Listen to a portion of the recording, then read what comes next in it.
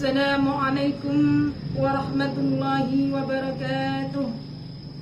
Alhamdulillahi nahmaduhu wa nastaghfiruh wa na'udzu billahi min shururi anfusina wa min sayyiati a'malina.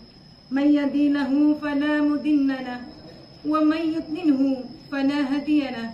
Ashhadu an la ilaha illallah wahdahu la syarika lah wa ashhadu anna Muhammadan abduhu wa rasuluh la nabiyya ba'dah. Allahumma salli wa sallim wa barik ala sayyidina Muhammad sallallahu alaihi wasallam sahibis syafa'ah.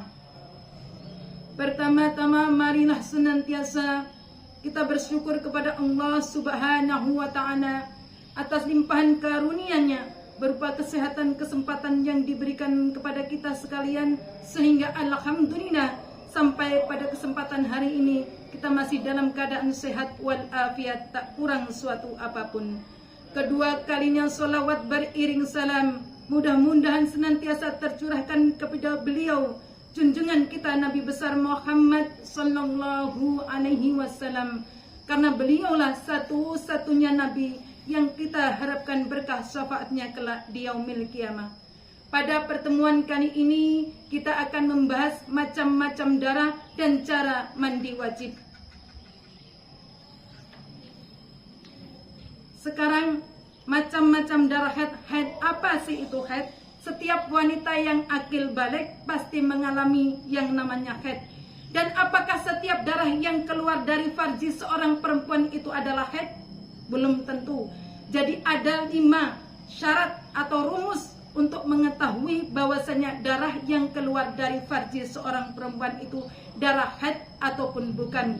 Yang pertama, syarat ketika darah yang keluar dari farji seorang perempuan itu adalah darah haid. Yang pertama, usia anak perempuan tersebut paling tidak berusia 9 tahun. Jadi paling sedikit berusia 9 tahun. Lama keluarnya adalah paling sedikit sehari semalam atau 24 jam berjalan 15 hari. Tidak boleh lewat dari 15 hari. Ini yang ketiga. Yang keempat, masa suci tidak boleh kurang dari 15 hari.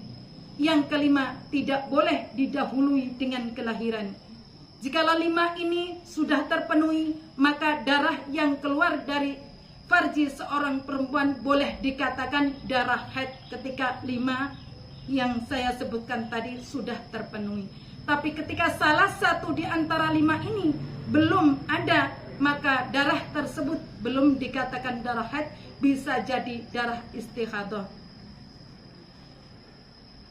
Dan ketika ada permasalahan di masyarakat, di lingkungan kita, kadang terjadi seumpamanya ada seorang yang menanyakan, "Ustazah, saya berumur 20 tahun, saya keluar darah dari kemaluan saya, apakah itu darah haid?" Belum tentu. Yang pertama tadi umurnya lebih dari 9 tahun. Ketika dia bicara saya berumur 20 tahun, syarat yang pertama sudah terpenuhi. Tapi berapa lama keluar darah haidnya, berapa lama keluar darahnya? Sudah 3 hari, maka syarat kedua sudah terpenuhi. Terus syarat yang ketiga, apakah baru melahirkan? Tidak, karena saya belum menikah. Masuk hitungan yang ketiga. Kemudian yang keempat ditanyakan, kapan terakhir suci? Oh, 10 hari yang lalu. Berarti si anak tadi belum darahnya tidak bisa dikatakan darah haid karena masa suci baru 10 hari. Tidak masuk tadi syarat untuk hadas yang haid yang tadi itu. Jadinya keluarnya darah saat ini belum dikatakan darah haid karena masa suci masih kurang daripada 15 hari.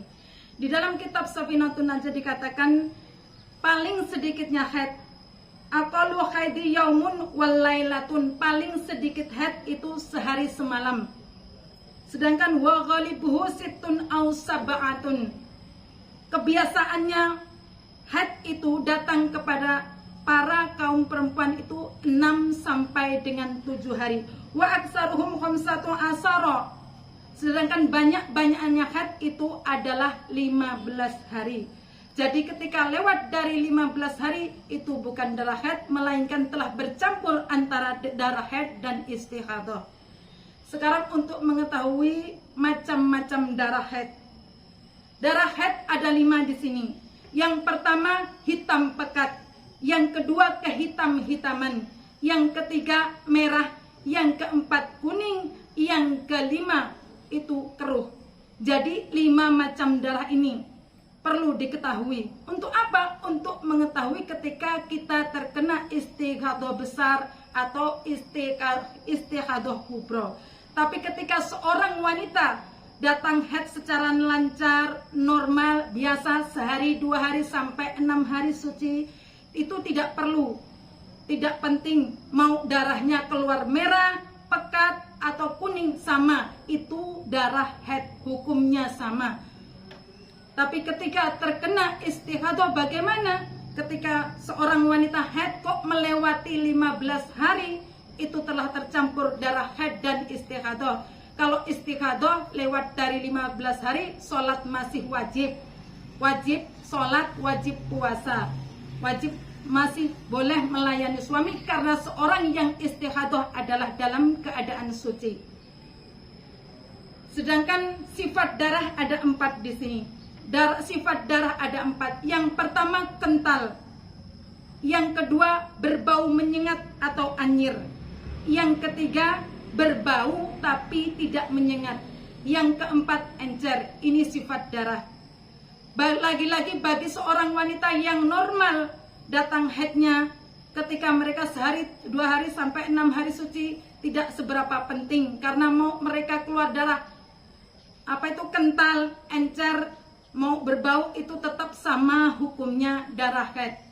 Tapi ketika mereka terkena istihadah, baru warna dan sifat darah ini perlu dibahas. Untuk selanjutnya yang tadi sudah selesai yaitu warna dan sifat darah. Dan haid, syarat haid sudah saya jelaskan di atas, yaitu mengenai syarat haid yang 5 tadi.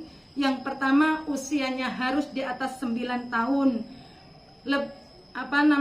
Keluar darah paling sedikit sehari semalam atau 24 jam. Tidak boleh lewat dari 15 hari, masa suci tidak boleh kurang dari 15 hari, dan tidak boleh didahului dengan kelahiran. Itu baru dikatakan darah haid. Untuk selanjutnya ketika sudah bersuci, mau bersesuci dari haid, caranya bagaimana? Saya nggak pernah ngaji, saya nggak pernah mondok, niat mandi hadas besar saya nggak bisa. Karena furudul ghusli isnani, fardunya mandi cuma 2. Yang pertama niat, yang kedua meratakan air ke seluruh tubuh. Jadi kalau seandainya baca niat secara bahasa Arab nggak bisa, nawaitul husna lirofnil hadasil akbari ngan haidi, nggak bisa, terlalu sulit. Baca aja secara bahasa Jawa atau bahasa Indonesia. Aku niat mandi hadas besar karena Allah, cukup. Kemudian ratakan air ke seluruh tubuh. Seluruhnya, walaupun rambutnya panjang berapa meter, tetap wajib dibasuh. Wajib dibasuh dengan air. Menggunakan air yang seperti apa? Air yang suci, yang bisa digunakan untuk berwudu. Kalau seandainya, Ustazah saya sudah mandi menggunakan sampo sampai 1 botol, tapi karena saya nggak bisa niatnya, saya nggak membaca niat, sah apa tidak? Tidak sah. Ketika mandi hadas besar harus menggunakan niat, tanpa niat mandinya nggak sah. Kalau ada orang yang mandi hadas besar, aku niat mandi hadas besar karena Allah, sudah niat meratakan air ke seluruh tubuh, tapi saya nggak punya sampo, saya nggak punya sabun, sah apa nggak Ustazah? Sah. Jadi syarat mandi hadas besar itu ada 2, yaitu yang pertama niat, yang kedua meratakan air ke seluruh tubuh. Itu sajalah yang dapat saya sampaikan, mudah-mudahan bermanfaat. Apabila ada kesalahan saya mohon maaf. Saya akhiri, wallahul muwaffiq ila aqwamit thoriq. Wassalamualaikum warahmatullahi wabarakatuh.